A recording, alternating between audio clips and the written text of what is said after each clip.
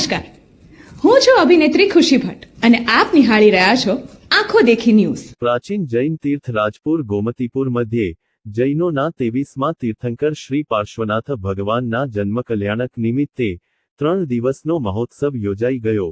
શ્રદ્ધા અને સ્વાર્થનો અનોખો મુકાબલો અને અનોખી મિસાલ અહીં જોવા મળી।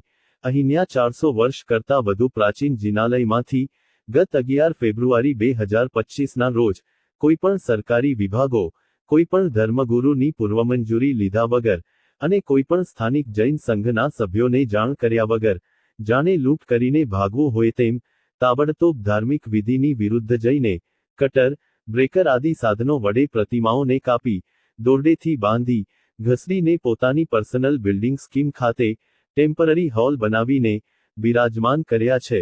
જિનાલયના 14 ટ્રસ્ટીઓ પૈકી 8 ટ્રસ્ટીઓ પોતે બિલ્ડર જ છે અને પોતાના ફ્લેટોનું વેચાણ વધારવા પ્રાચીન પ્રતિમાઓ લઈ ગયેલ છે।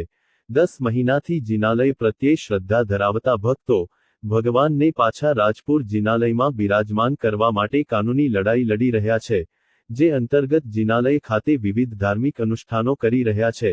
હાલમાં કલ્યાણકની ઉજવણીમાં જૈનો અઠ્ઠમ તપ એટલે કે 3 દિવસના ઉપવાસ કરે છે।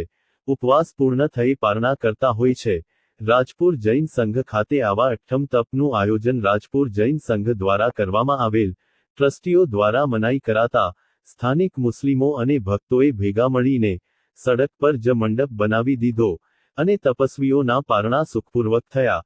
આવા પ્રાચીન જિનાલયની અસલી ધરોહર સમાન પ્રતિમાઓ આ જિનાલયમાં ફરી સ્થાપિત થાય એમ દરેક જૈન ભક્તો ઈચ્છા દાખવે છે। રિપોર્ટ કલ્પેશ ઓઝા સાથે કેમેરામેન ભરત જરટ, ભરત કડિયા, આંખો દેખી ન્યૂઝ, અમદાવાદ બ્યુરો।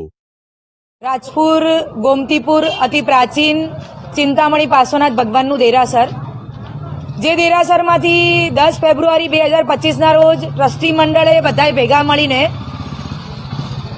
રાતોરાત ભગવાનની મૂર્તિઓનું ઉત્થાપન કરી અને જૈન સમાજની સામે એવું પ્રદર્શિત કર્યું કે વાજતે ગાજતે ભગવાનને લઈ ગયા છે અને મોમેડીઓના કારણે ભગવાન લઈ ગયા છે। વાસ્તવમાં 8 ટ્રસ્ટીઓ 2023ની અંદરમાં જે ગોમતીપુર સાથે કોઈ જ રિશ્તો નાતો નથી ધરાવતા, એ 8 ટ્રસ્ટીઓ બિલ્ડર ટ્રસ્ટીઓ આ ટ્રસ્ટની અંદરમાં ઠરાવ કરીને એડ થયા અને પછી બાકીના બધા 8 ને 6 14 એટલે 14 ભેગા મળી અને દેરાસરમાંથી ભગવાનનું ઉત્થાપન કરવું છે અને પોતાની કોઈ સ્કીમની અંદરમાં કે કોઈ જગ્યાએ લઈ જઈને મૂકવા, આવા ઠરાવથી જે લોકો ટ્રસ્ટી બન્યા અને બહુ જ છુપી રીતે સિલજની અંદરમાં હોલ બનાવી દીધો અને